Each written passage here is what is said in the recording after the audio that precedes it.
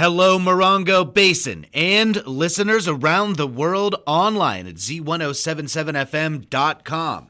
Here is the Z107.7 Local News for Wednesday, January 28th, 2026.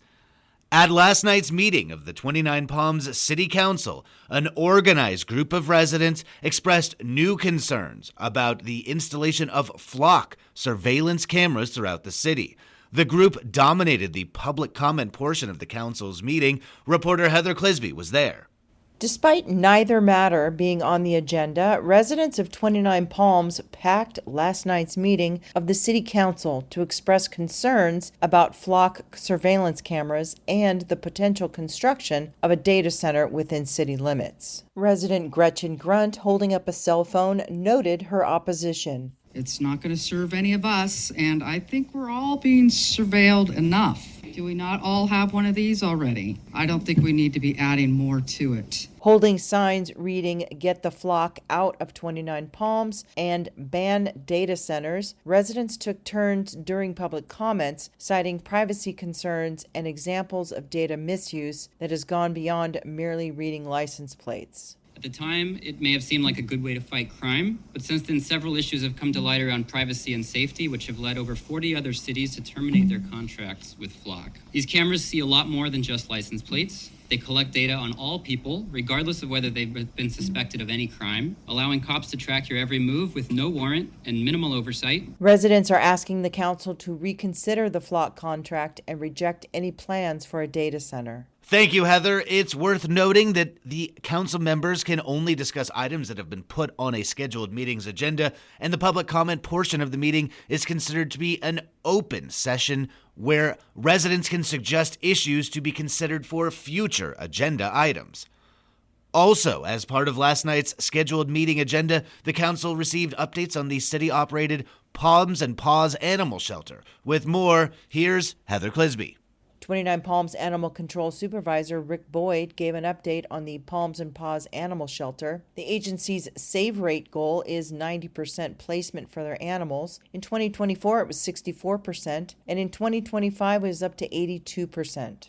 Boyd touted their success with the Wings of Rescue program, their spay and neuter clinics, the fostering program, and a dedicated cadre of volunteers. Boyd was accompanied by two adorable pups, Cowboy and Nyla, who are ready for adoption.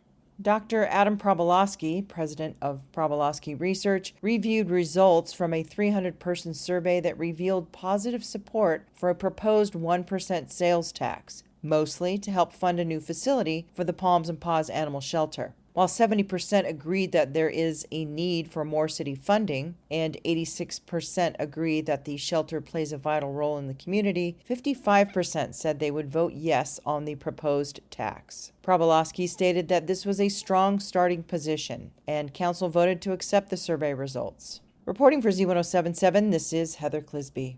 Yucca Valley is getting its very first properly permitted food truck. Online news editor Robert Hayden picks it up from here. You may recognize the name JT Desert Drifters. They've been serving up hot dogs, hamburgers, and other dishes that they call real honest food out of their 26-foot trailer in the Home Depot parking lot in Yucca Valley. They've also posted up at local events like the Wolf Walk and Grub Steak Days, and they'll be out at the King of the Hammers in Johnson Valley as well. It's owned and run by Mike and Sue Watson. Mike's an electrician, and Sue's previous career was in the premium seafood industry, and now they're both the owners of the first properly permitted food truck in Yucca Valley. It doesn't mean they're the only food truck in Yucca Valley, but they're the first to have gone through the Yucca Valley Planning Commission's regulations for operating as a mobile food vendor. Those regulations came at the request of the town council back in May of 2024, and they are formally adopted in November of that same year. JT Desert Drifters were granted the temporary use permit that will allow them to set up in the Home Depot parking lot in a designated food area for the next 12 months. That permit stays valid as long as the Watsons keep up on their health permits, fire codes, ADA regulations, and a number of other standards in the town's development code. Co-owner Mike Watson spoke to the commission, saying they've already been receiving praise from folks in the big box store parking lots. We're very honored with the praise that we're getting from our customers. We got people coming over from Walmart, especially the Home Depot employees. They love the chili fries. Thank you so much for this opportunity. We will serve good food. Sounds like I'll be grabbing a side of chili fries with my next batch of 2x4s. Each commissioner on the board just seemed pleased that an applicant had applied for permits through the process they created back in 2024, something that Commissioner Stoker summed up in his comments. We do appreciate people that go through the process. For us, this is a code that we wrote and we have been waiting for someone to go through the process. We still see lots of vendors out there that have not. So we applaud you for that and look forward to seeing this as a staple and as an example of how to go about that process for others looking to do the same thing. So is this going to open the door to more food choices in Yucca Valley?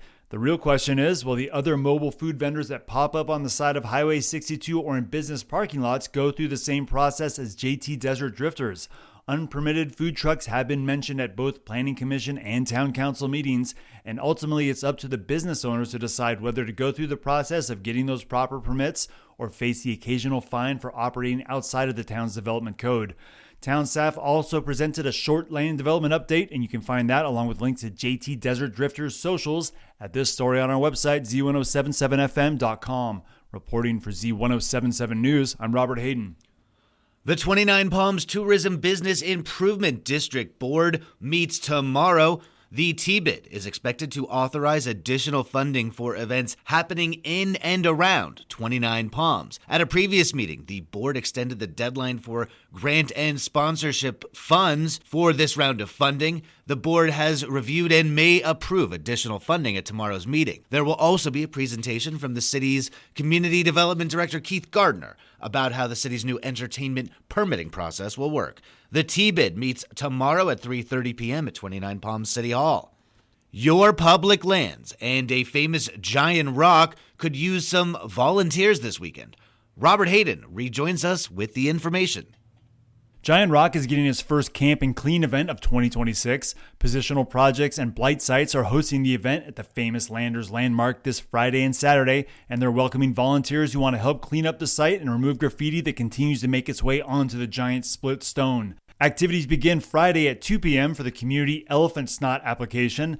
That's the goo that helps dissolve spray paint on the porous rock surface. It sits overnight while campers will gather for Stories Under the Stars in the Vortex around 7 p.m. Volunteers are welcome to camp overnight. The graffiti removal and gathering of trash begins Saturday at 9 a.m. and lunch is provided for all volunteers at 1, provided in part by $5 Pizza Place in Landers. The cleanup weekend is a collaboration of Positional Projects and Blight Sites along with the Barstow Bureau of Land Management, Desert Cleanse Project, the Element Society, High Desert Keepers, the Landers Community Association, Desert Region Fire Safe, and Goobler's Orchids. The event is suitable for children aged 5 and up, and you can RSVP at a link at this story on our website, Z107.7fm.com. Reporting for Z107.7 News, I'm Robert Hayden. And finally, Milltree's annual fundraiser event live from Joshua Tree is happening this Saturday.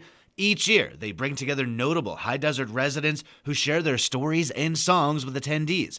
Funds from the tickets, food, and drinks help fund Milltree's ongoing effort to connect veterans and civilians to transform the wounds of war. Milltree's Cheryl Montel was a guest on the Z107.7 Up Close show last Friday, and she explained to host Gary Daigneault how she puts the event together. The structure of Live from Joshua Tree is I just pick people from the community. Some people are musicians, some people are writers, some people just have a story. I've also had a dancer do it last year, Alicia Pereira, and it doesn't have to be about Joshua Tree. It can be about any desert. Most of them are about Joshua Tree, but then, we also have veterans that have participated that have talked about Iraq. I don't tell them what to write because I'm trying to bring people together. The event is happening this Saturday, January 31st. You can see the full lineup and find tickets to the event at a link in this story at Z107.7fm.com.